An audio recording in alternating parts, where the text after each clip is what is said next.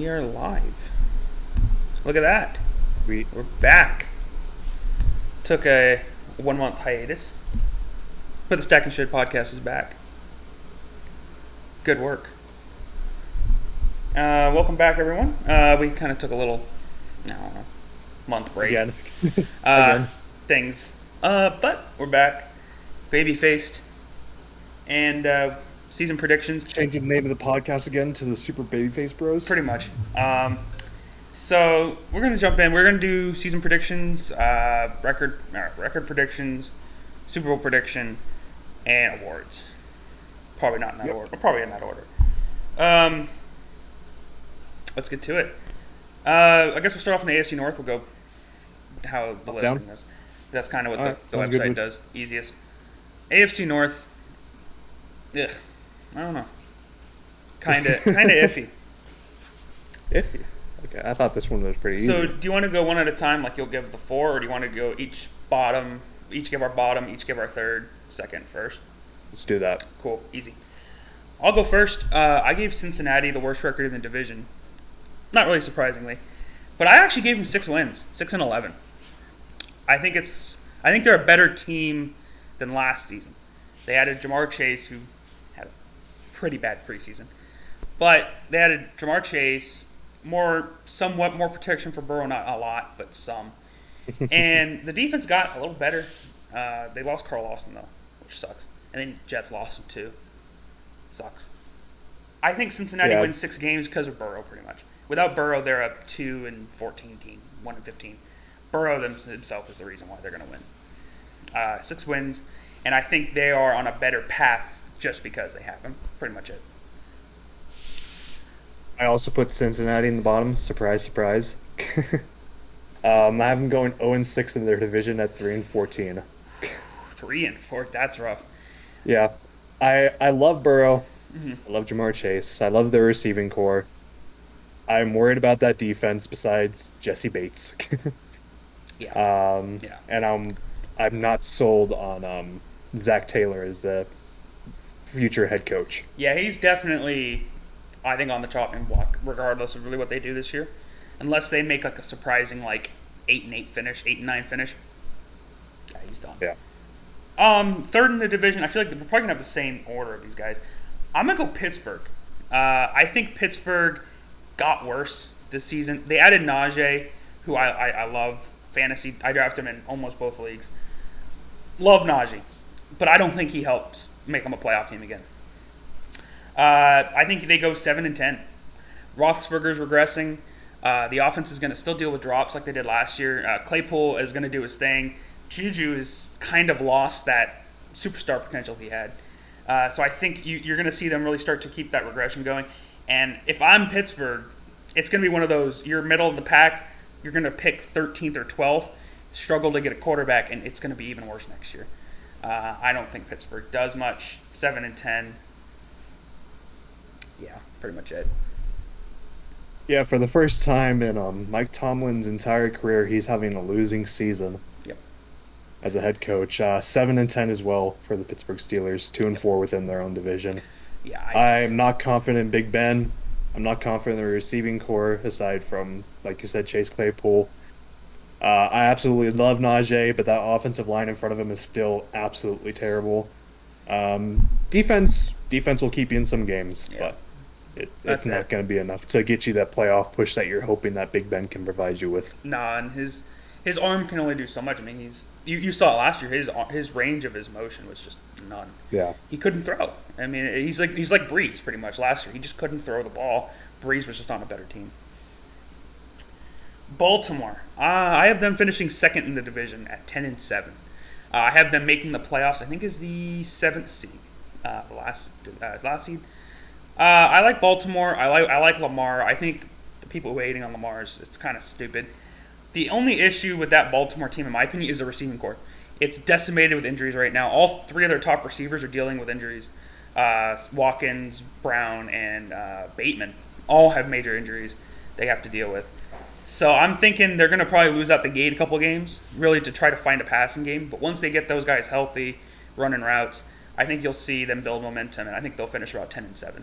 I actually have them beating Cleveland who I have obviously first place in the division, but I think it's definitely a close race Yeah. for Baltimore. Baltimore finishing second as well, but as the fifth seed in the playoffs at 12-5. Wow. The only person they lose to in their division is Cleveland. They lose to each other exactly once, and that's pretty much it. I can see that. Yeah, same concerns here. I was expecting Lamar to take that next step last year with his pocket as a pocket passer, but he didn't. Um, so maybe just is just me hoping that he still does that because he has the potential to do that. He does. So that's just what I'm waiting on. Baltimore's still a great team. Still have a phenomenal defense, and their offense is still explosive as ever. Yeah. But I give them 12-5. I don't see them beating the sheer depth and firepower that the Browns have, especially coming off their first playoff win in their existence since the expansion last year. Yeah. Cleveland, I think, should be the favorite this year. Spoiler alert, I actually was at the casino a couple days ago, and I put 50 on Cleveland to win Super Bowl. 650 payout, if it gets it. Probably won't happen, but I'm going Cleveland at 11-6. I think they struggle a little in the early season because they have to find roles for everybody, and that's the biggest thing about a team who has new expectations is finding a role for everybody. And they have a lot of players that I think need time to develop. But that defense, they fixed that one major weakness, which is the interior of the defense, the interior of the linebacker core. With that fixed, there's not many teams that are going to beat Cleveland, I think. And come playoff time, Nick Chubb and Kareem Hunt, that combo in the playoffs is going to be phenomenal. So I gave him 11-6. I'm hyped for Cleveland. Yep, same. I have him as the number 2 seed in the AFC. Divisional record of 5-1, total record of 14-3. Yep. I mean, there's not much I could add. They're just a phenomenal team. I'd really like to see them have a true X receiver. I think that's something that's missing from their offense, but they have at least 3 quality number 2s, and that'll get it done every day of the week, especially with 2 potential top 10 running backs. Exactly. I mean, the passing game's almost secondary. You just need to let the running backs take over, and then when you need to throw, they're so focused on Chubb and Hunt. It's the Titans effect, really. Yeah. So that was the AFC North. Again, I don't think the AFC North is going to be the worst division. Trust me, I have 2 divisions that I think are definitely a lot worse. But I like Cleveland and Baltimore. I do. I think they're going to be really good, and they're going to compete probably in the playoffs. AFC South. I've never seen This is the division. I've never seen a split between 2 teams or 4 teams in a division. I've never seen it. You'll see what I'm talking about. So I'll let you go first since I went first on the AFC South. But I think I already know who you're about to say. I think everyone in the world Houston knows. Texans. Yeah. I could not give them a win. Really? Just looking through this, I could not find a win for them. I have them going 0-17. Wow. Okay. I'm not confident in this team whatsoever. Their defense is terrible. Their offense is terrible. They have like 5 different running backs for some reason. Sorry, Tyrod. You're going to get killed. He's kind of they pay him $12 million to lose. That's not a bad job. I'll be honest. I'd take it. I agree. Houston's worse in the division, but I gave him 2 wins. 1 versus Jacksonville week 1. I'm calling it. Tyrod is like 28-13 against the spread. Going with Tyrod on week 1. And that's pretty much going to be it. Then I gave him a week. I think I gave him a week like 15 win versus I think it was the Titans, when the Titans are probably not really going to care anyway. It would not shock me for them to go 0-17 at all. 100% would not surprise me. But I gave him 2 wins kind of to be easy on him. But yeah, Houston sucks. They suck. And it's bad. They might as well throw Davis Mills out there. I'm just saying. I know he hasn't done anything in the preseason. He probably don't deserve it. But if you're going to just suck, try to build some trade value like Minshew. Just build something. And if he sucks, he sucks. And it's Tyrod Taylor. He's bound to get unlucky with something to throw Davis Mills in there. Yeah. Hey, man, at least they gave him a shot.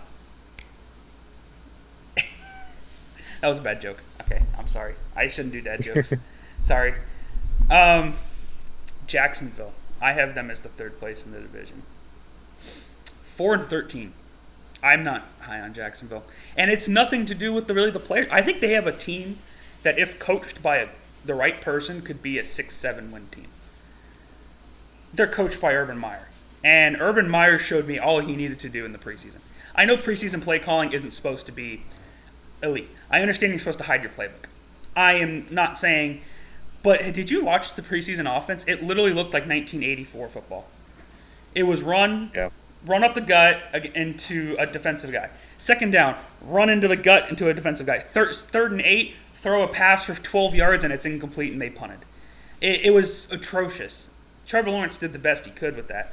It was so bad, and I don't see it getting much better. Urban Meyer is really there just to set a culture, which he's not even really doing that.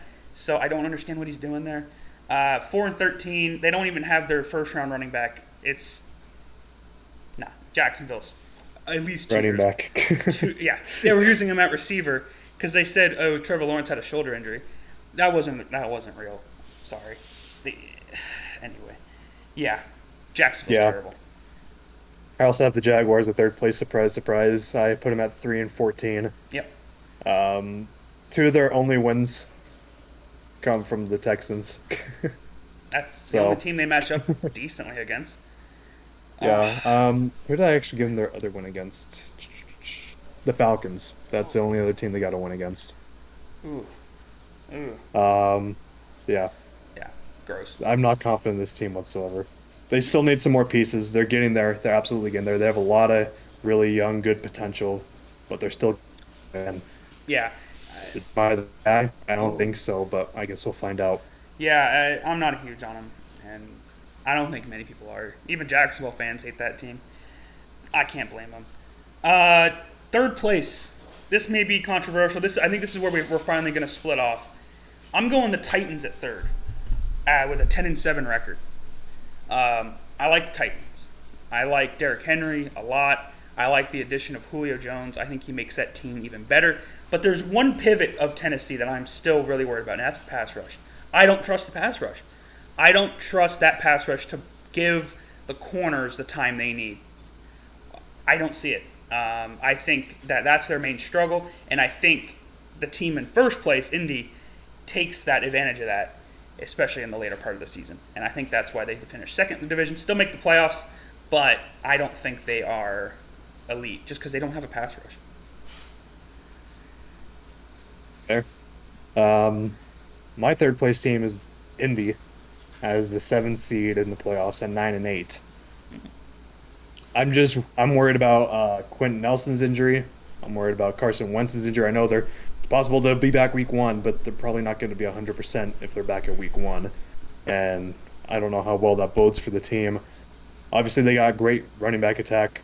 Marlon Mack, Jonathan Taylor, thank you. I almost said Jones for some reason. I don't know why. I'm like, I know it's not Jones. Don't say Jones. And Nyheim Hines. Mm-hmm. And they still have a great offensive line, but Quentin Nelson is the glue that holds that whole unit together. He is the best offensive lineman in the league, in my opinion. So, yeah, losing that is a bit of an issue, but he should be back hopefully before a quarter of the season through. Same with Carson Wentz. I think they get some early losses in the beginning of the season, just trying to get that continuity, especially between Wentz and his receivers. Yeah. And yeah.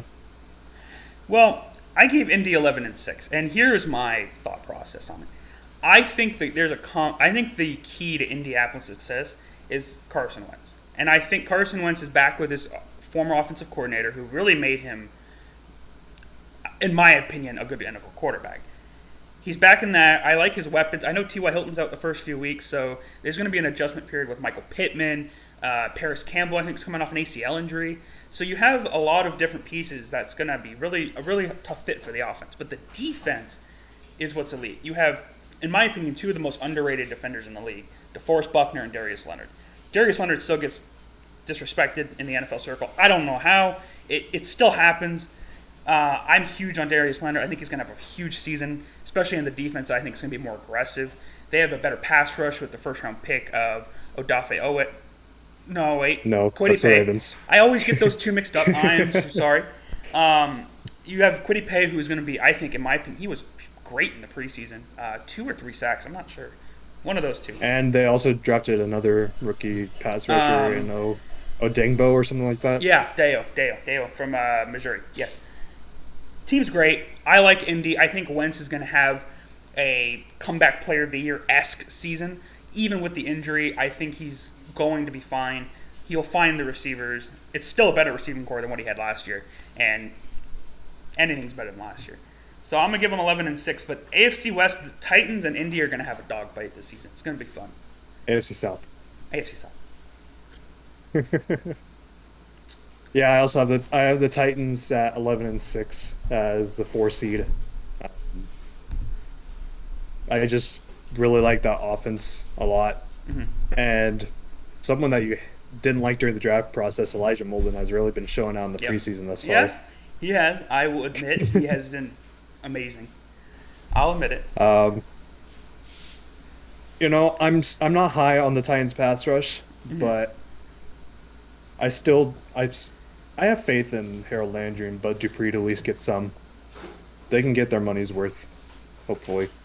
Yeah. They're really relying on that speed and finesse from those two guys. Yeah. If they can't get that, then that kind of falls off. But their defense is the main concern, but I think they barely get the division over the Colts just purely off of the Colts' slow start. I think it's fair. I definitely don't think there's much of a difference between the two teams. You could flip them. I wouldn't argue. Now, this is obviously, this is going to be the most fun division in football. I'm going to say it. AFC East is going to be the most fun division to watch this year. It's not going to be the best. There's one better, two better. It's going to be the most fun. I'll start it off. You started off AFC South. I'm going to go bottom. No one's going to be shocked by this. They're going to do better than they did last season, and that's the Jets. 5-12. I think that's great for what the Jets need. They're obviously not going to be, blowing out anybody. They have a long way to go in the rebuild. They're starting like 5 rookies, which is the most, I think, in the NFL. They're starting 5 rookies. Naziruddin is actually earning a middle linebacker spot.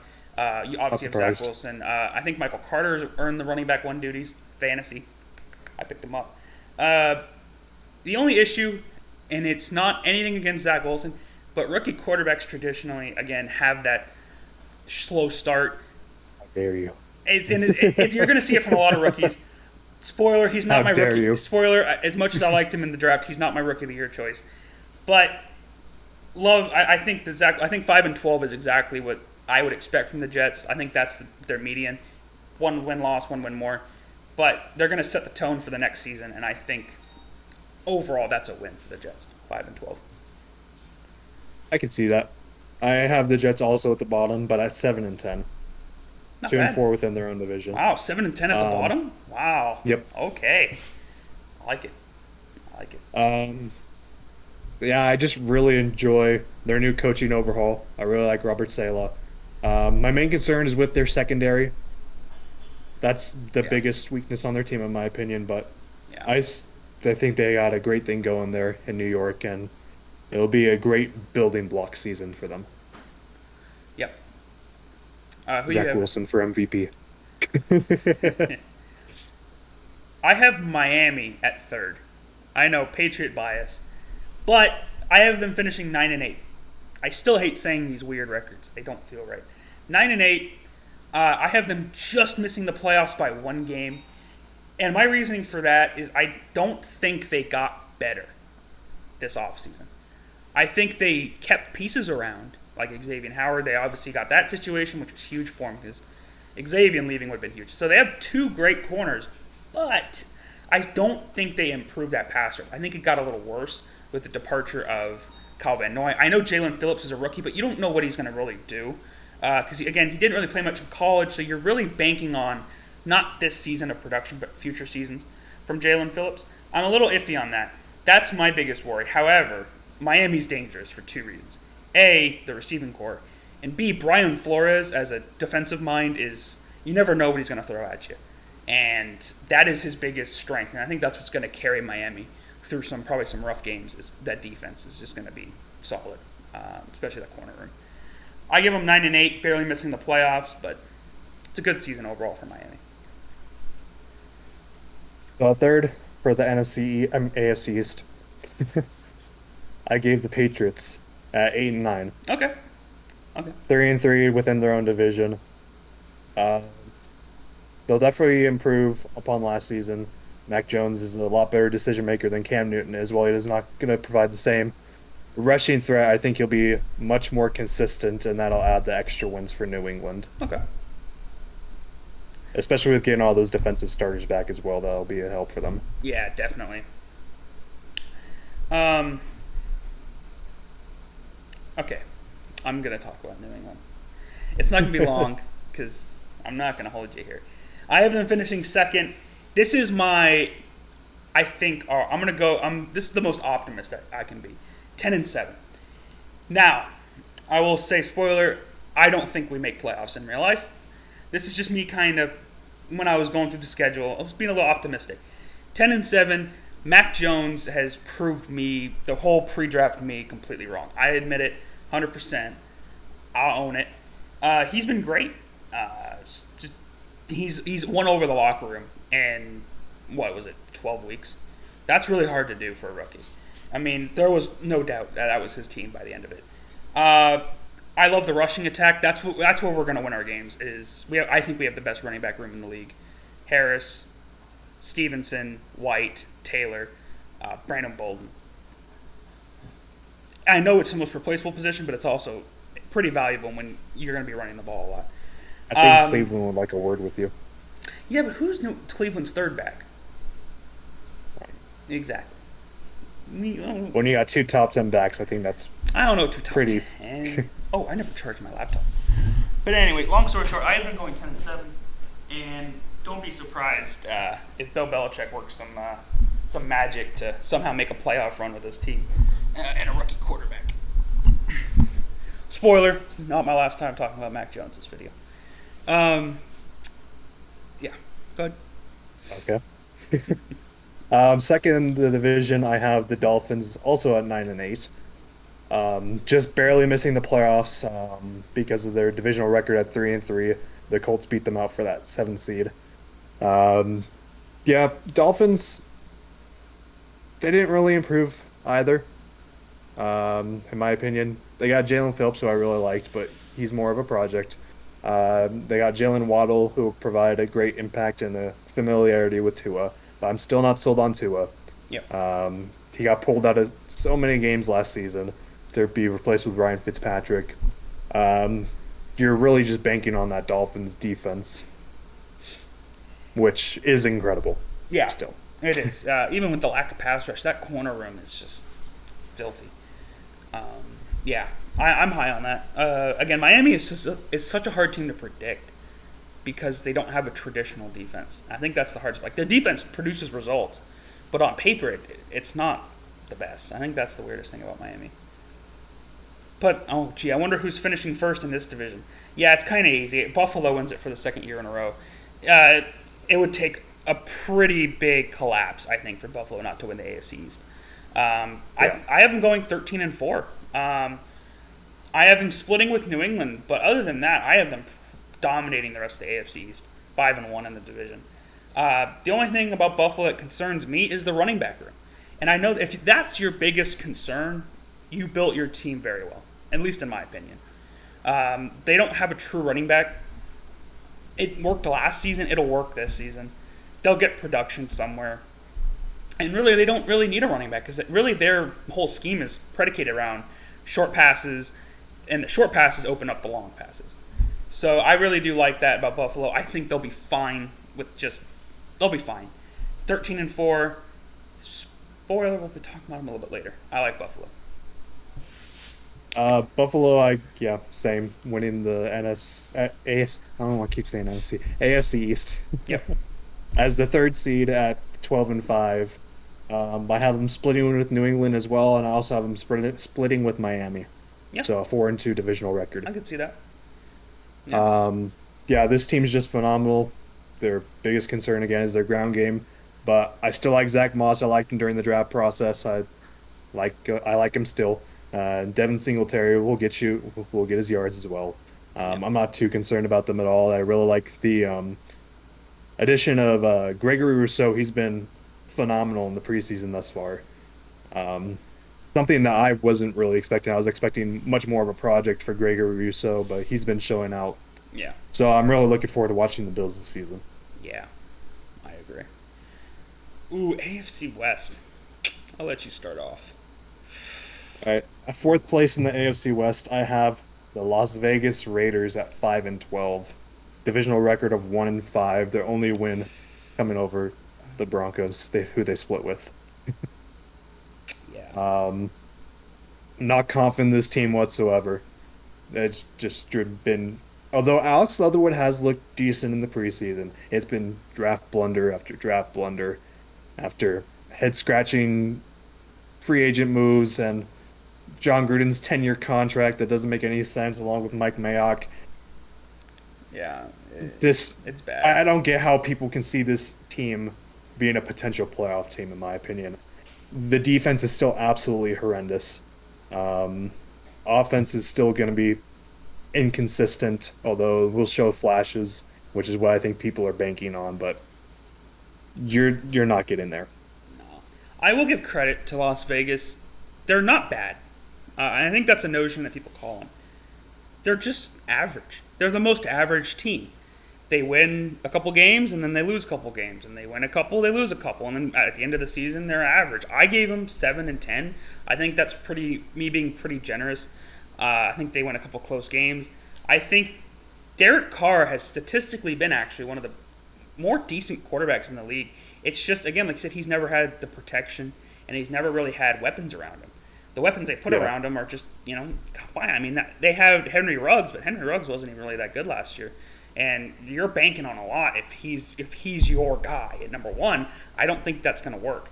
Seven Yeah, and ten. you're banking on him or Brian Edwards as your wide receiver Yeah, one. yeah. I mean, Hunter Renfro, for everything Hunter Renfro can do, he's a slot guy, and John Gruden doesn't really use his slots correctly. It's just kind of how it works. So 7-10, I can easily see them being as worse as like 4 wins and as good as maybe 8 wins, but it's just they're just average. It's hard to really say anything else. They're just average. Yeah, especially that's something we forgot to mention is that they basically cut their entire offensive line this past season. Yeah, they did, and they traded Trent Brown back to New England. Yeah. By the way, can we just say this? New England traded a 6 for Trent Brown, right? Got a Super Bowl out of him. Traded him, let him go in free agency for a third-round pick, comp pick, right? He got his paycheck for a season, and then they traded a 6 back for him, and he took a pay cut to stay on the team. Yep. Can we just? Anyway, I love talking about just dumb Bill Belichick things that are amazing. Yeah, Trent Brown was funny. I'll talk about Denver first, so you can have your spiel. Denver, Okay. spoiler, third place in the division, 9-8, actually probably above some people's predictions. I have them just missing the playoffs. I think the key is they're going to be decent with Teddy Bridgewater at quarterback, but they're not going to make the playoffs. Bridgewater doesn't hurt your team, but he doesn't help your team. I think they're a good team. They have a pass rush that, as long as they're healthy, one of the best pass rushing duos in the league, Vaughn and Bradley Chubb. And you also have Malik Reed, who actually had a pretty decent season last year, I think. You have you have your Jonathan Schroed coming back from injured reserve last year, who I think. What is Oh, he? Strenad. I'm Strenad. like, who's Schroed? Sorry, I could. That's my bad. I'm bad with names. Okay, I'm sorry. Yeah, you have him come back from IR, who I think you and me were both pretty high on him coming out of the draft. So you have that. The issue with Denver again is Teddy Bridgewater is your quarterback, and I don't think you're going to make a playoff push with Bridgewater. You're going to get close. I think it's going to be more of a late surge. You may see some Drew Lock this season if Bridgewater has a pretty lackluster couple games. That's not really exciting, but you may see some Lock. But I think 9-8 is perfect because they're either going to be 9-8 or a little bit under. They're not bad. They're still a year away from me. Yeah, I completely agree. I gave him the record of 8-9. Yeah. I'm honestly not looking too forward to this season, just based on the fact that we're not going to make playoffs, and we're not going to be bad enough to get a good quarterback in the draft if there is one. Yep. So I'm just kind of stuck in this in between. I'm just watching for the rookies, basically, see how they play, see how the rest of the team gels. Bridgewater, again, not good enough to win you games, not bad enough to lose you games. Uh, Defense is going to be the defense. It's going to be phenomenal. Cornerback room is one of the deepest in the NFL. Absolutely love our front four with Chubb, Vaughn, Draymond Jones, who is poised for a breakout any day now. Yeah. And Shelby Harris as well, best hands in the league, getting up and blocking those balls. And also, I also love our edge rush depth, which I think is going to make it that much better for Vaughn and Chubb. You'll probably see Malik Reed out there on early downs, and you're probably going to see a lot of Jonathan Cooper as well, the rookie at Ohio State who showed out in the preseason, and Andre Mintz, the undrafted rookie as well, because he's playing very well as well. So really on those like second and long on third downs, you're going to see Chubb and Vaughn coming out there fresh, ready to get that pass rush. Yeah. Yeah, that's definitely going to be key. Second place in the division. I actually am really high on this team, and I had to actually nerf their record because they had too many wins, and it's not happening. But I have the Chargers at 9-8. Realistically, I love this team a little bit more. I had them actually at 11 wins when I first did it, and I had to nerf it because that wasn't happening. Justin Herbert completely betrayed everyone's expectations coming out of the draft. No, I mean, there was people that were hype about him, but everyone thought at least he was 2 years away from really making that impact. And he came out and broke the rookie passing touchdown record. And just casually. I love Herbert. I love the team. They have a new coach, Brandon Staley, who in my opinion is a much better fit for that team. Anthony Lynn just never really had the moxie for it. I think that was his biggest issue. He was a good guy, but he just didn't have that ability to really take the team to the next level. I think that's what you get with Brandon Staley. You get a guy, really a statistician who's just going to go in there. He's going to play the numbers, and I think he's going to make that Chargers defense one of the better ones in the NFL. Top 15, top 10. That's going to be the key for the Chargers. Barely missing the playoffs here at 9-8, but definitely a great season from a team that no one thought they would be here at the start of last season. Oh yeah, absolutely. Chargers, I gave them 11-6 actually.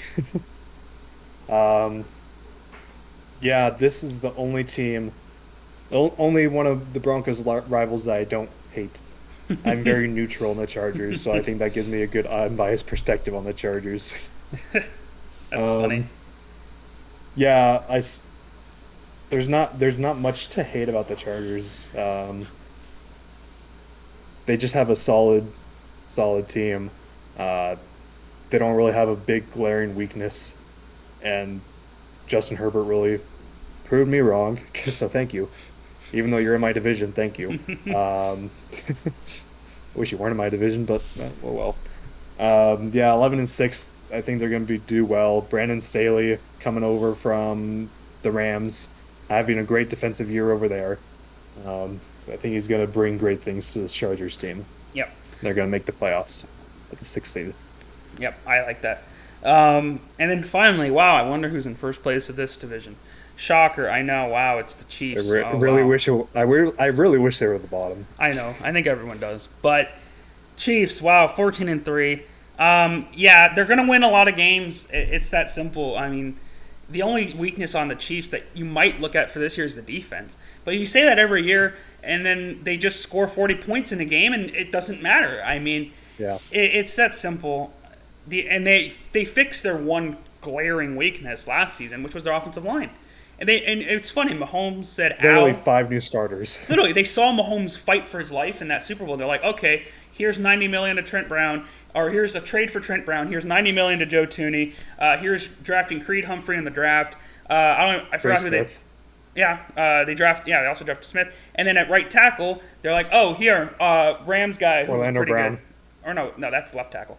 Right tackle, I forgot who they picked up, but they picked up a good right tackle, and they're like, all right, there you go, Mahomes. Oh, it was their rookie opt out from last year, Lucas Niang. Oh, I thought it was Austin Blythe. All right, yeah. Still, Chiefs' offensive line is now elite.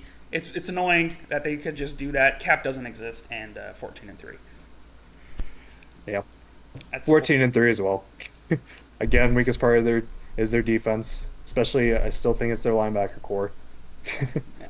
So their linebacker core, that's That's what I talked about for the Super Bowl prediction. That's exactly how they got beaten in the Super Bowl was on defense and with their linebacker core and their lack of Yeah.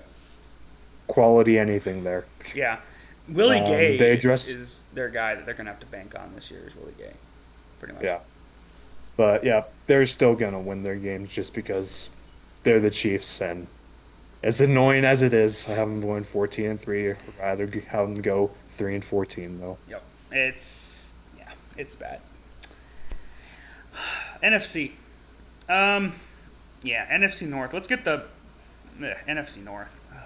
Uh, it's sad because the NFC North used to be like competitive, and now it's just not. Yeah, Let's jump into it. Detroit. I actually like what Detroit's done this offseason. 5-12. Only for one reason, and I think that is because Goff is going to get you a couple wins. And I think just their style of play is going to be hard for some teams. They're going to be really physical, and some teams are just not built to handle that. It's something we haven't really seen a lot lately, so it could have a huge chance at backfiring for Detroit, but you can't get much worse because you're Detroit. So I'm going to give them 5-12. It could easily be a few games worse. But 5-12, they'll probably win a couple games in the division because Chicago and Minnesota aren't much better. And who doesn't love Dan Campbell? I mean, you have to be a weirdo not to love Dan Campbell, man. He's crazy, literally, and that's just you love yeah. that. Who doesn't? Yeah, I completely agree. Lions, I have them at 3-14. Yeah, I that's fair. don't trust this team at all. That's fair. Panay Sewell has been struggling this season, in preseason, which isn't surprising because when you move from left tackle to right tackle, you're basically telling him to do everything opposite. It's basically like taking like your grandpa who's only written with his right hand his entire life and go, here, now you have to only write with your left hand. Yep. That's what that changes from right tackle to left tackle, right guard to left guard, because you got to change everything to the complete other Yep. side. It Yeah. just completely changes your mindset, how you work with things. So Panay Sewell's gonna have his he's gonna have his bruises this season. Oh yeah. But I think that's to be expected. And and that's another thing. But I do think one of the benefits for Sewell is since he is such a raw prospect, he has all that power, but he was still positionally raw. And I think what's going to help him is if you start him out at right tackle, he's going to be able to develop at right tackle sooner. And it's better he makes the switch now than in 2 years, I think, Oh, which yeah. is the biggest thing. I think Detroit, again, that style of play is going to fit Panay Sewell well. Again, may not have the best season, but I think he'll improve in that team. Third place, wow, Minnesota. I'm so sick of Minnesota. The last couple years, I was on the Minnesota train. I was like, I know Kirk Cousins is an elite, but you know what? The team is good. I'm done saying it. They suck. 6-11. I hate the team. Every year they just go out there and they underperform, underdeliver, and they barely scrape by of what's acceptable of a head coach in Mike Zimmer. I don't know how he's still coaching there. I'm sorry. I'm not trying to be mean, Zimmer, but I don't understand how you're still there. 6-11, missed the playoffs, and I think Zimmer finally gets the boot. Yeah. All right. Third place, I got the Chicago Bears at 5-12. Matt Nagy's getting fired after the season. I hope. I think they hold on to Andy Dalton way too long. And even when Justin Fields gets in there, I'm worried about that offensive line not being able to protect Justin Fields or give him the time that he needs, especially with how he needs to develop his pocket awareness. Yeah. We saw that in the preseason. You're going to hang on to Andy Dalton too long. Heck, they might even put Nick Foles in there before they decide to put in Justin Fields. Who knows? Oh, please don't do that. But yeah, I'm not confident in the Bears at all. I think their defense even taking a step back, and I love some of their defensive players as well. Yeah, third place or second place in the division, which doesn't really mean much to me. I also have Chicago, but I have them at 6-11. I think they finished with the same record as Minnesota. The thing that bothers me with Chicago is I understand Matt Nagy made a promise to Andy Dalton, but when you draft a quarterback in round one, anything that's happened in the last 6 months should just kind of be voided because it changes your perspective. I don't understand the whole start Andy Dalton thing. The only reason I can think to start Andy Dalton is so he doesn't get killed by Aaron Donald. I think that's really the only excuse you can make. It's a terrible decision. Chicago's not going to win any more games with Dalton than they would with Fields.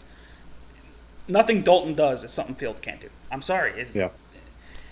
I love Dalton, good guy, Red Rocket, but dude, he's not gonna win you games.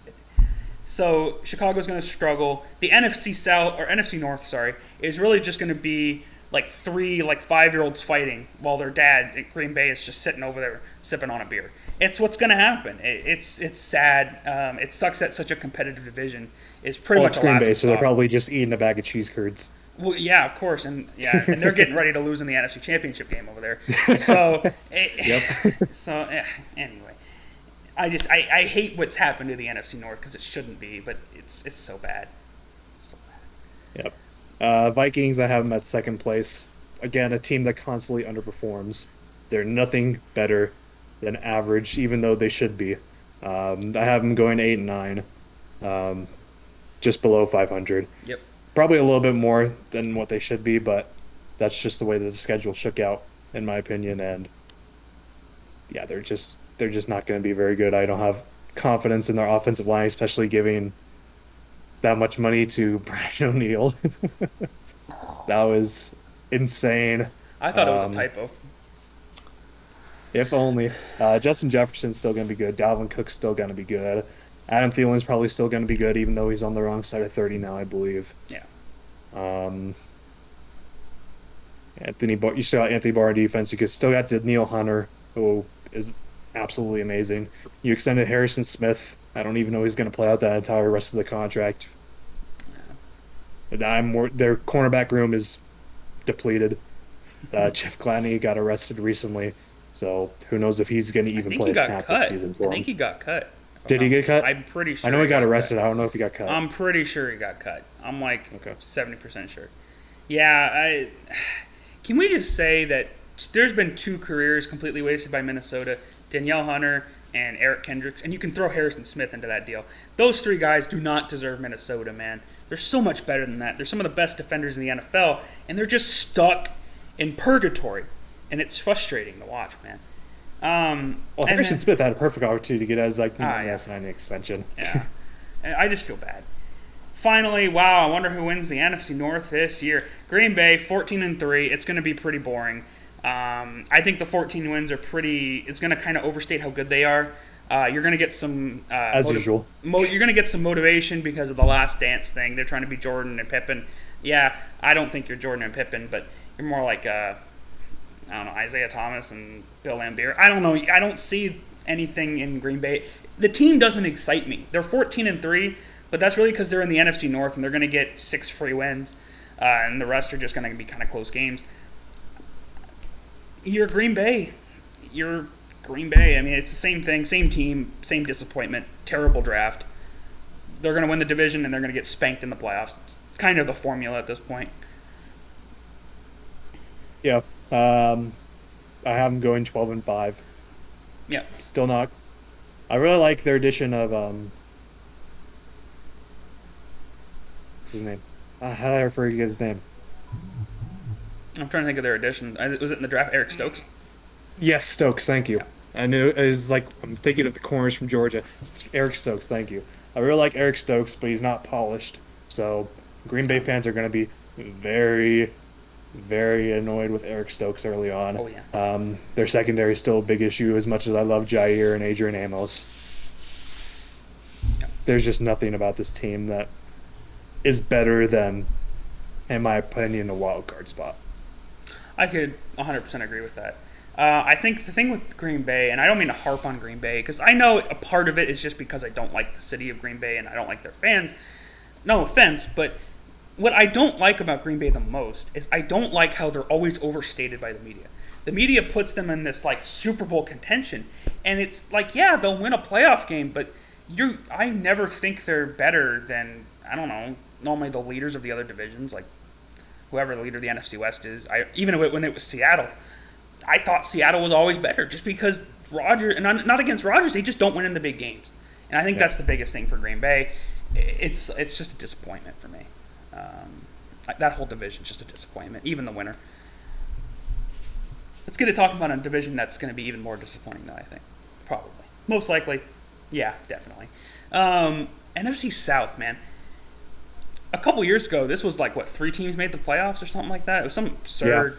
It's not going to be like that this year. Let's get that straight. Back when the Bucks were the bottom feeders. Yeah. This year it's Atlanta, 5-12. I still think that's a lot. It's pretty generous. They are in a complete teardown. Matt Ryan is pretty much there just because they can't move him. The only thing about Atlanta that I like is Pitts and the coach, Arthur Smith. If you're ever bored one day, I want you to search up Ryan Tannehill and Derrick Henry before and after Arthur Smith. Let's just say Tannehill went from like 100 or like 210 passing yards a game to like 290, and Henry went from something like 90 yards a game to like 150. Arthur Smith was really what made Tennessee so good. That in Atlanta is going to be helpful. Pitts is going to have a great year, but that team in general, the defense is atrocious, and it's going to take it's going to take, in my opinion, this season plus multiple future seasons to really build Atlanta up to anywhere where they used to be. They're going to be bad. Yeah, Atlanta I also have going 5-12, just purely based off their offense. Yep. Their offense is going to get those 5 wins. I Got Matt Ryan, still got Calvin Ridley, you got Kyle Pitts now, you got Russell Gage, who I really like. You got an okay offensive line, maybe a little bit below average, but it's enough to still have that offense win some games for you. Defense is just a mess. The only bright spots are Grady Jarrett, Deion Jones, and maybe AJ Terrell, and that's pretty much it. And even those guys, Grady Jarrett's the only proven one. Them and Deion Jones are the only proven guys on that defense. Yeah. And yeah, they're just not good. It's that simple. For third place, this might be controversial. It is controversial, actually. I'm going to go New Orleans at 8-9. Here's my thing with New Orleans, and I think I've said this to you a couple times, but people who are watching haven't figured that out yet. I think what made New Orleans even halfway decent last year was Breeze's presence alone. I know he couldn't throw a football at all. 100% agree with that. But Breeze was still the glue of that team. And I think without Breeze, yes, Winston isn't bad. I'm not saying this against Winston. I think Winston's going to have a good season. But you have no Michael Thomas for at least 6 to 8 weeks. And he's your number one receiver. As much as we call him Slant Boy and we like to mess with him, he's your number one, and he gets all your targets. And he requested a trade as well. Exactly. So your number one receiver now is Marquez Callaway, who's an undrafted guy. I called it coming out of college. I called it. Marquez Callaway was great coming out of Tennessee. I don't know how he went undrafted. I don't know either, but great receiver, but he's not. Flashbacks to that Hail Mary against Georgia. But in my opinion, even now, he's still kind of a wide receiver 3, maybe a lower tier wide receiver 2. So you have that, and Winston's going to be just chucking it to Alvin Kamara a lot. Kamara is going to have to carry this team to those 8 wins. I hope they don't injure him or run him into the ground again. But, dude, I mean, 8-9, I could easily see New Orleans collapsing and going 6 wins. I think it's that serious, personally. So I think I have them going 8-9, missing the playoffs. Yep. I have New Orleans at third in the division as well, going 7-10. I'm not confident in this team whatsoever. Defense is on the older side for the most part for their big veterans that they absolutely depend on defense. Yep. They're a bit older. On offense, you still got a really good offensive line, but you lost Jared Cook to the Chargers. You're not going to have Michael Thomas, maybe if at all, the entire season. Yeah.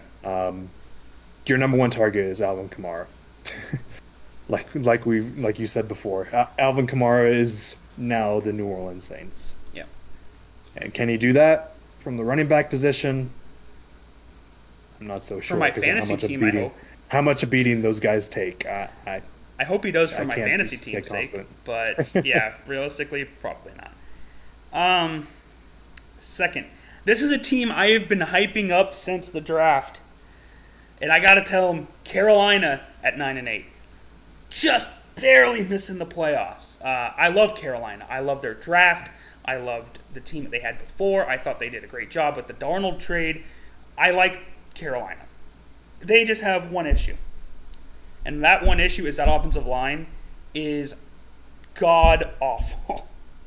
It is terrible. Brady Christensen, I don't even think is starting. He wasn't able to crack the starting lineup. Yeah, he's not starting. I don't think he earned a starting job. So they're just not good yet. The right guard is injured for Austin Daly, I think, is hurt. So they're going to have to start probably Deontay Brown or something like that, and that's not confidence-inducing. I like Carolina, the team, but I think Darnold's going to be behind a pretty bad offensive line. 9-8, I think they do well enough just to keep Darnold his job for next season, and I think Carolina really make that next level push the season following. Yep. I gave Carolina second place in the division as well at 8-9. I think 10th overall in the entire NFC. So only like a game or two out of the postseason. But yeah, their offensive line is terrible. I'm surprised to hear Brady Christensen's not getting a starting job. We don't even know if Sam Darnold will be back next season because he's on his 5th-year option right now, so they'd have to give him an extension if they want him back, and that's going to be a pretty penny. Yeah. So who knows what Matt Rule and the Panthers are going to do next season, but this season, it's a building block. Definitely. That draft, man, was just so good. I love that draft. I absolutely love Terrace Marshall. I took him with my last pick in our fantasy draft just to stash him on the roster just in case he does what I think he should do. Hey, man, it's possible, especially that receiving core. And then, wow, I wonder who's winning this division. Tampa Bay. I'm just going to say this. It's not going to happen because it never happens when we talk about it. They have a real chance of going 17-0. Will it happen? I don't think so. I have them going 14-3. I see them losing a couple of games. I saw them losing one game to Carolina. I think that would be kind of more of a late season upset. My phone's going off. I apologize for that. Tampa Bay 14-3. It's Tom Brady. We've heard the script before. Some of us doubted him last year. Me, dummy. Shouldn't do that. It's going to happen, and it's postseason time for Tampa Bay. Yeah, Tampa Bay. I have them at 14-3 as well. The only 3 losses I have are the Rams week 3, the football team week 10, and then the Panthers week 16, and that's it. I could have easily put them at 16-1 or 17-0 if I really wanted to, but I think those were the losses I gave them to off the top of my head. It's ridiculous how good they are. They're not going anywhere. No. And that team's still somewhat, and it's funny because you wouldn't think a team that signed all 22 starters would be young, but they're still relatively a young team. It's just they got, especially on defense. Yeah, but they just have besides Levante David. Yeah, but they have 49-year-old Brady chilling there, which brings the average age up like two years. It's Well, I'm not done talking about Tampa Bay. NFC East, ugh. Garbage. It's time for the worst team in the NFC at least for me. Really? The Philadelphia Eagles at 2-15. Oh. I don't like this team at all. Oh. From the receiving core, I'm not confident in Jalen Hurts. I think he's a more athletic Drew Lock. I'm not confident in their coach, Nick Sirianni. Their offensive line is old, so they could easily get injured, even though they're relatively decent. Their defense, I have no confidence in whatsoever either. Eagles, 2-15, 2-4 in their own division. That's the only time they get 2 wins, is because they play in the NFC East. Wow. I wasn't that hard on them. I was hard on them, but I went 4-13. Kind of the same thing you said. I don't like anything about the team.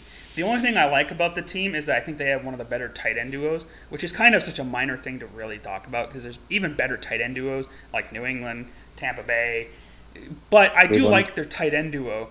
But the issue really applies to is can Hurts / Minshew really make a difference in the long run? I don't think so. I don't think they have the quarterback of the future on the roster. Nothing against Hurts. I think he's a great guy, but I don't think he really has what it takes to lead an NFL team. Who knows? Maybe he proves me wrong.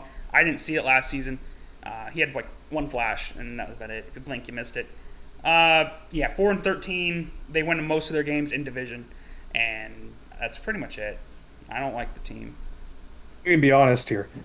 If the Broncos traded for Minshew over Bridgewater, I'd probably have them just barely making playoffs. That would be amazing. I wish. I really wish. Me too. Me too. Third in the division, I'm going to go Dallas. Ooh. Dallas, third in the division. I'm calling it 7-10. I don't like Dallas. I don't like the team. I like Dak Prescott. I like Tony Pollard. He's the best running back on the team, personally. I like the receiving core. And on the surface, there isn't much to hate about the team. But I think where we find issues is that secondary is awful. The secondary is atrocious. The front seven, they added some young linebackers that I'm happy about. They added Michael Parsons, who, even though we're not huge on him personally, I think Michael Parsons fits the team. He did play well in preseason. I think he was the highest. And he's going to play that hybrid role for them. Yeah. He's not going to be a true inside linebacker. I think that's going to help. Which would struggle a lot more. Yeah, that's going to help him. He's going to be able to rush the passer. He's not going to have as much pressure on him to even really get there. And you have Jabril Cox, who I think looked pretty well too. It's just I don't trust Mike McCarthy. I don't trust him with the team. You could give him the current Tampa Bay team, and I think Tampa Bay has 3 less wins than they had last year. And I don't trust Mike McCarthy. I don't think he's a NFL caliber coach. Personally, again, when I say that, I'm not trying to be mean, but I don't see it. I don't. 7-10, I think that's generous. And if Dak goes down, they're really in trouble if Dak goes down this year. I hope that doesn't happen, but it could happen. Yeah. My third place team also won 7-10, but I happen to be the New York Giants. I love the defense. I can't say the same about the offense. I don't trust Saquon, especially coming off an ACL injury. I don't trust Daniel Jones to take care of the ball. I don't trust Daniel Jones nor Saquon Barkley behind that offensive line. I don't trust Evan Ingram's hands. And even as much as I love Kadarius Toney, Darius Slayton, and Kenny Golladay, it's just not going to be enough. That defense isn't good enough to get them over 7 wins, in my opinion. That offensive line is competing for worst in the league. I agree. Yeah, I actually have the Giants going 7-10 too. They just happen to be second place in the division because of a tiebreaker with Dallas. You said it perfectly. The only part about that team I like is the receiving core and Barkley. I have Barkley in fantasy. I'm hoping and praying he has some kind of luck. Truth be told, I already drafted a backup running back in case it don't happen. Yeah, I mean it's disappointing for Dallas really, or not Dallas, New York, because I do think Joe Judge is not the issue there. I think Joe Judge is an exceptional coach. All of the reports about the players being upset and retiring, I don't think that's accurate. I like Joe Judge. I think he's a great coach. I just think he's stuck on a really not good team in New York. 7-10, second in the division, which might be a little mini, not really, and it's New York. Yeah. Second place, I have Dallas going 9-8, just purely based off their offensive line, and that they play in the NFC East. That's gonna give them some easy wins aside from Washington. I think their front seven's good enough to maybe get them an extra, maybe 1 or half a win. But their secondary is just absolutely awful, especially losing Chidobe Awuzie. I mean, you still got Trayvon Diggs, but the safeties there are bad. Yeah. You don't really have a corner 2 or corner 3, and Trayvon Diggs, even at that, is a solid corner 2 right now. Yeah, I agree. And, wow, shocker. We both have Washington winning the division. We were kind of Washington fanboys in the playoffs, especially. I mean, I think one of us had them going to like the championship game. Was that you?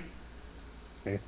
I was about to say I didn't think I was that out of my mind, but that was me. I mean, they almost did. Hey, they almost were beat the Bucks. They were the only team to play the Bucks that actually played them close. I mean, New Orleans, Exactly, yep. Green Bay, and Kansas City all got Even blown Kansas out. City. Even Kansas City. Yeah, I have them going 10-7. The only concern I have with Washington, and I can't believe I'm saying this out about Washington, it's the quarterback. Because Fitzpatrick, I love him. Who doesn't love Fitzpatrick? However, him being your starting quarterback is always scary because he's either top 10 or bottom 40. And there's no in between. He's never, in that middle. He's always either a top 10 quarterback or one of the worst in the league. So if they can find a middle ground with Fitzpatrick and Ron Rivera's more conservative offense, where it's more motion heavy, but it's more low tempo, try to find the open guys down low, and then once you've softened them down there, and then you go for the deep play action with Terry McLaurin. That, I think, is good. However, I think Heineke ran that offense better. And I wouldn't be shocked to see Heineke get more than 6 starts this year if Fitzpatrick just doesn't have the ability to run that offense, which there's a real possibility. I like the team. I think they're 10-7 is where I have them going. And I have them actually winning a playoff game this year. Go Washington. I think everyone's rooting for you, but please change your name. We're big. So, the Washington football team, I also have it first. I have them at 12-5. The way that I kind of see Washington is kind of funny. In terms of how the roster is kind of built sort of way, I have them as the Broncos of the NFC, but with a better quarterback. Mm-hmm. I think that's a pretty decent comparison. But I trust Fitzpatrick for the most part, especially because he has a great running back group behind him with McKissick and Gibson and Jarrett Patterson, and they still have that phenomenal defense. Washington 12-5. I wish they could make a deep playoff push, but we'll talk about that later. I have to interrupt. Okay. Just got an ESPN update. Gus Edwards tore his ACL. Wow. So the top 3 running backs in Baltimore in the last week have suffered season-ending injuries. Someone needs to fix that field. I don't know where they're practicing, but they need to fix it. He tore his ACL. Well, J.K. Dobbins wasn't even a practice field. That was a preseason game. Yeah. So 2 halfback season-ending injuries. Yeah. So Le'Veon Bell. I want to change my record. Yeah. I feel because there was a guy in our league that drafted Gus Edwards round 3. That is tragic. I'm gonna call them out live. God, no. That's tough. Anyway, I just wanted to. So I saw that and I was just. Anyway, okay. Wow. Wow, that's rough. Yeah. Jeez, Baltimore. Tragic. Okay. Well, anyway, I'm expecting to trade sometime soon here for Baltimore. Yeah. Hey, yo, Baltimore, you want Melvin Gordon? We got Javonte Williams that we're happy with. You want Melvin Gordon? Dan, we should have kept on to Sony for another week. Damn, that would have been a really good trade. It was a auto draft team that got him. Okay. They're lucky. All right. NFC West. Spoiler, best division in football. And I don't really think it's close. I think the only one you could really make an argument for is AFC East. But they're still really young. So, proven, I think they're the best division in football. Let's break it down. Arizona, I have going 8-9 as 4th in the division. And it's not even Arizona being bad. It's just the rest of the division being that good. 8-9, I think they just missed that playoff game by 2, maybe 1 game. Kyler Murray, I think, is going to have an MVP-type season regardless.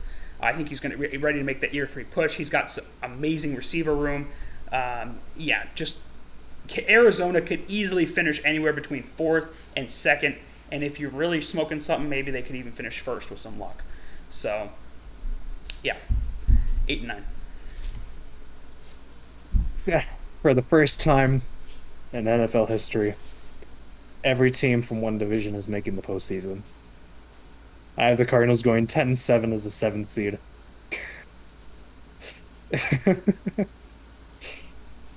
I really like this team. I'm worried about the defense just purely because of Vance Joseph, but they have a lot of talent on that team. Yep. And it's just hard not to have me put them in the postseason. Every team from the NFC West is making the postseason in my predictions. If you turn out to be right, and we'll keep this clip, if you turn out to be right, that is, you need to go buy some lottery tickets because that's ridiculous. That's never happened before if you think about it. That's tough, man. The most you could have before was 3. Yeah. Ooh, the 7th playoff team. It's possible, man.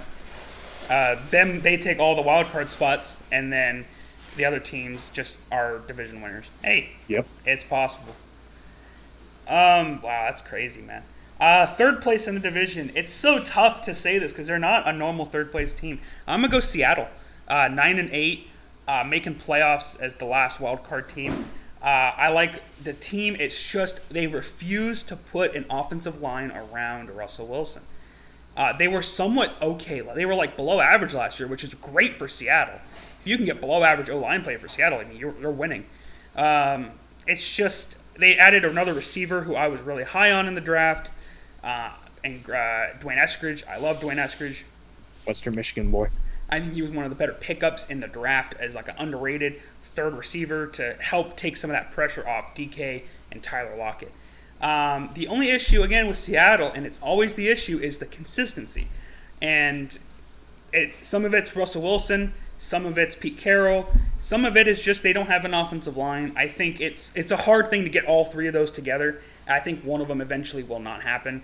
9-8, they make a wild card team, but they are just in a stacked division. Third place for me with the 6th wild card spot. I mean, the 6th playoff spot is the San Francisco 49ers at 11-6. This team is healthy once again, and the last time this team was fully healthy, we saw them get all the way to the Super Bowl and almost win the Super Bowl over the Kansas City Chiefs. Jimmy Garoppolo is good enough to get you there. Who knows what Kyle Shanahan has in store for Trey Lance, because I heard there's some inclination of a 2-quarterback system potentially, which I'm not a big fan of, but I don't think it's going to be as big as a deal as people are making it out to be. I think it's going to be some trick plays for Trey Lance, probably like Lamar Jackson during his rookie season. It's not going to be too much to where it's going to completely throw off the rhythm of things, but it's going to be enough that it might make a difference and gets Trey Lance some actual experience in the regular season. Main concern I have with the 49ers is the secondary, but other than that, they're a really solid team. I agree. I'll actually talk about San Francisco. I have them going 10-7, as the fifth or fourth team. I like San Francisco. Like you said, all the reasons above. It's the only issue is that quarterback mystery. Personally, I think they actually go to Trey Lance a little earlier than people probably will expect.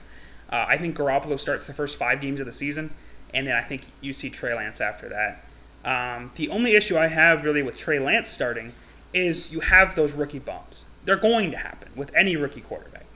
I think he's going to start off slow, and then he'll eventually build his momentum. I like Trey Lance. He was one of my favorite quarterbacks in the class. It's just, can he slow the game down and hit his wide open receivers? Because they're going to be open. Brandon Ayuk is going to be open. He always is. You just got to find him. And that's the biggest thing. I have 10-7, making the playoffs, and don't be surprised if Trey Lance wins you a playoff game. All right. Number 1 in the division. I mean, no. Number 2 in the division. Yeah, I got to do number 2. Yeah.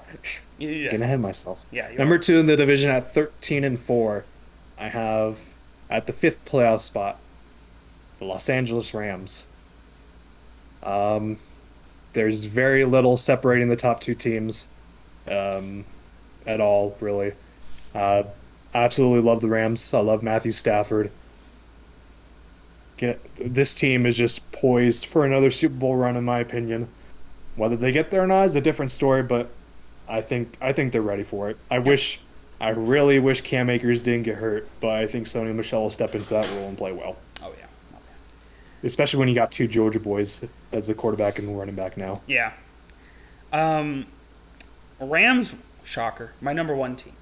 And I think you're going to be surprised, but they were my 1 seed in the NFC. I have them going 14-3, as they have a tiebreaker over Tampa Bay. 14-3, I love this team. I thought Goff was always the handcuff of that team. Nothing against the guy. The guy's a good guy. Funny dude. If you especially watch the thing where he tried out at a community college, he got undercover. I remember that, yeah, cool, funny guy. I love the team. I love him, but Stafford is a top 10, you can argue top 5 quarterback in the league. And that is going to make such a difference in the offense. You're going to notice the receivers are going to be getting open more. Cooper Kupp, as long as he doesn't get injured, he's going to have a great season. You're going to have guys, Jacob Harris, who got drafted, who I know not a lot of people talk about him, but Jacob Harris has a real chance to be a sleeper of a flex fantasy position, especially later in the season when injuries kick in. Jacob Harris might be that guy. Jake Funk, too. Yeah, Jake Funk.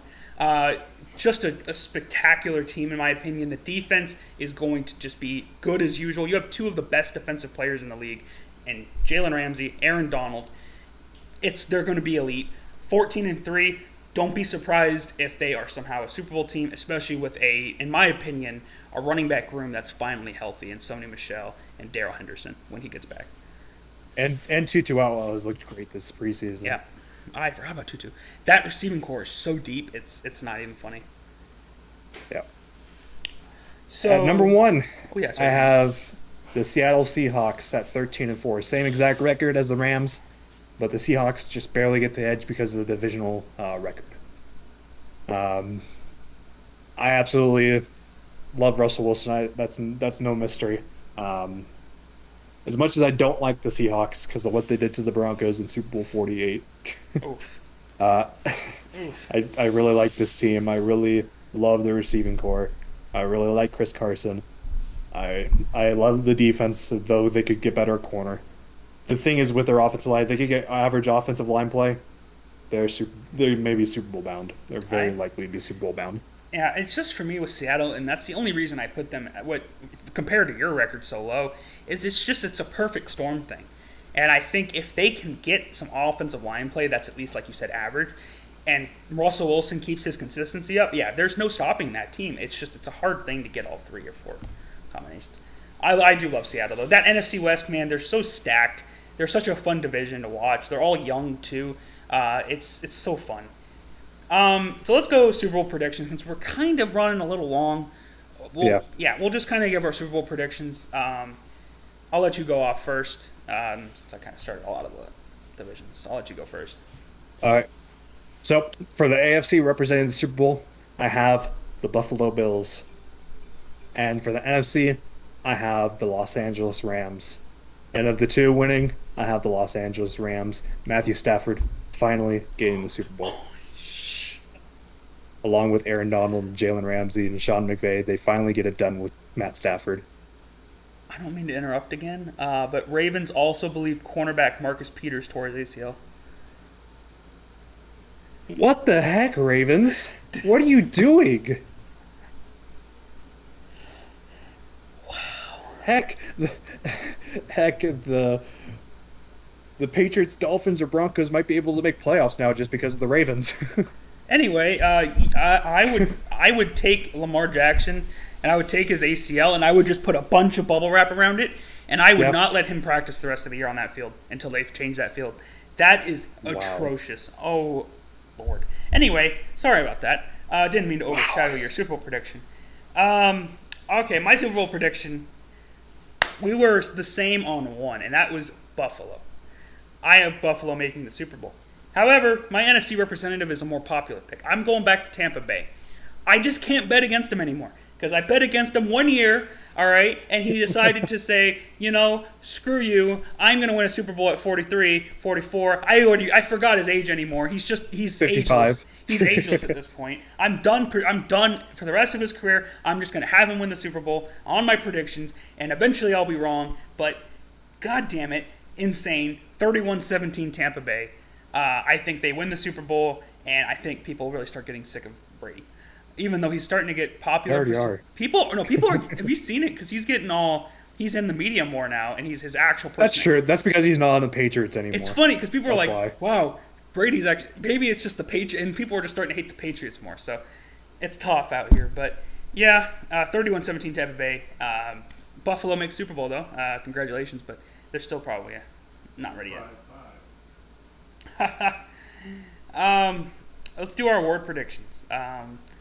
So I went very bold with mine. Players that I want to see get it, not players that I think are going to get it. Me too. I kind of did a good mix of both.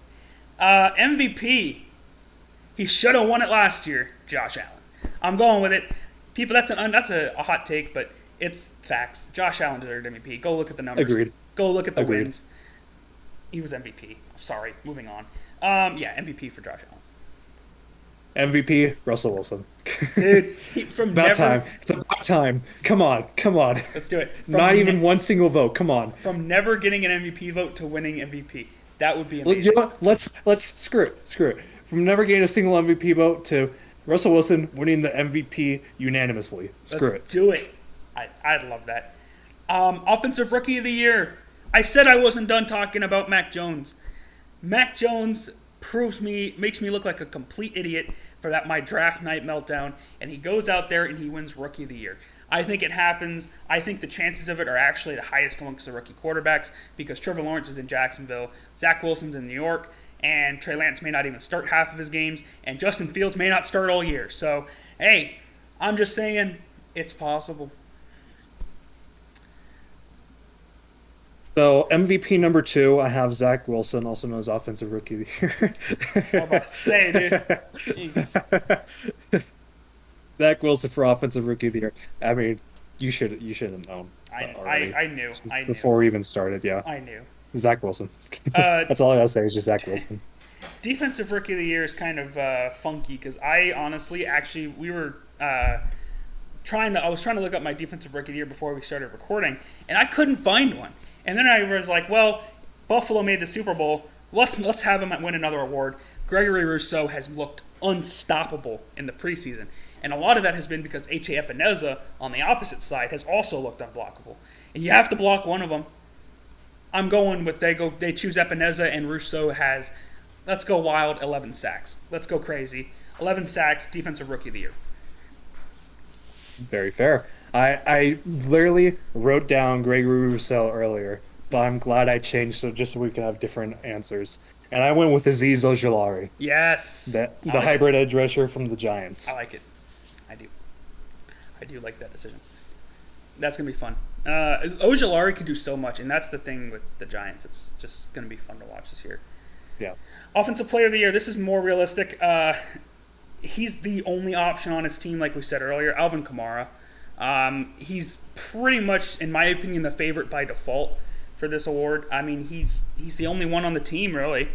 And so he's going to get run into the ground as long as he stays injury-free. As long as he doesn't go to Baltimore for a practice session, he should be fine.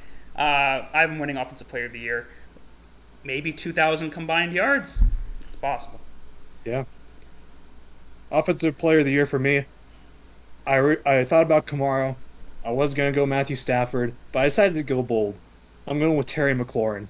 Dude, that's fun. That would be so fun to watch. He was another 1,500 one, yards, 10 touchdowns. Come on, Terry, let's do it. He was another one. I was completely wrong of him coming out of the draft. I wasn't high on McLaurin. I just didn't like his college tape, and I was wrong. Defensive Player of the Year. Wow, I wonder who's going to win it. Yeah, it should be Aaron Donald, and it's going to be Aaron Donald. This is the only award you can. This is the only award you can actually lock in because it's got at least a 70% chance of happening. Aaron Donald, send it up.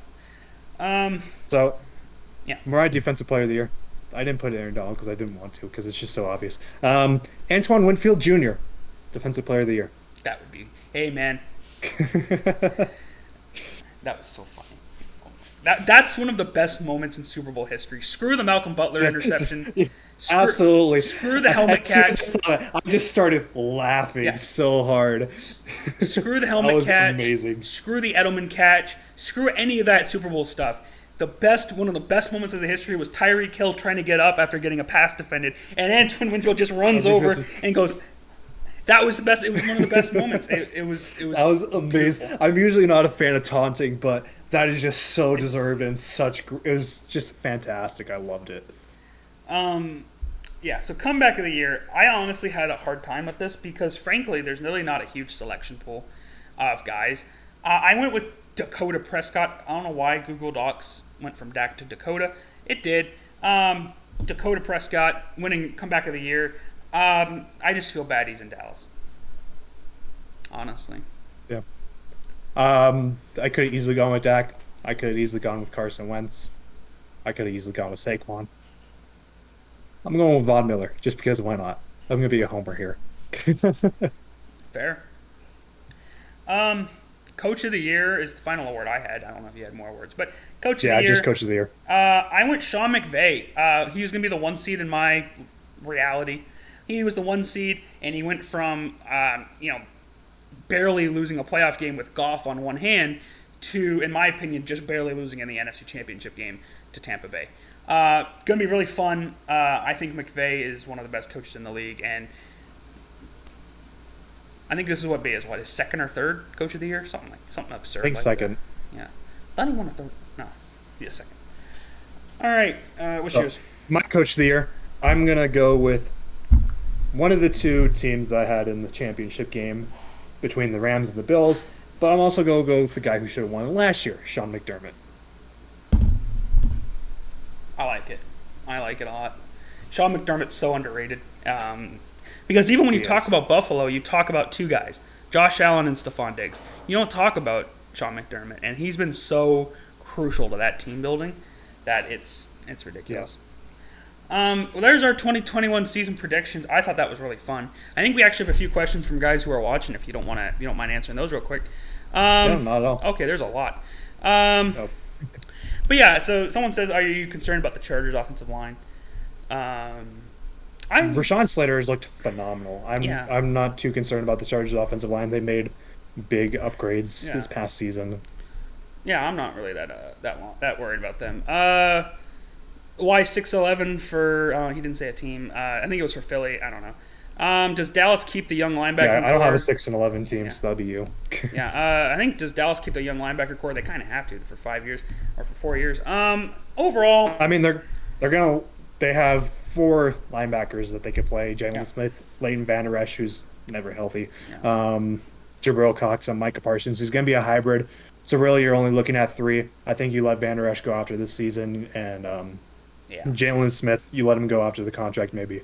But Jabril Cox and Jalen Smith are going to be your 2 primaries with Parsons as a hybrid. Yeah. So overall, I think again we're sorry about the delay. Life kind of caught both of us in a grip. Yeah. We'll try to be as consistent as we can with the uploads. Hopefully every Tuesday. I think that's kind of when our schedules are most free. We'll talk about that. We'll have more of an official schedule hopefully next week. Tonight's football. I think we're 3 hours away as of finishing this episode. I can't wait to just watch some football, honestly. Watch the Buccaneers smack down the Cowboys. Hey, man. Nothing would be better than a 21-point loss for Dallas. But let's do it, and I think that's pretty much it. We won't do week 1 predictions and stuff like we normally did. I think we'll start doing that week 2. I think that'll be it. All right. Well, I am going to go collapse before football. I'm going to go make some food because I am hungry. Yeah. Well, thank you again for watching, and see you next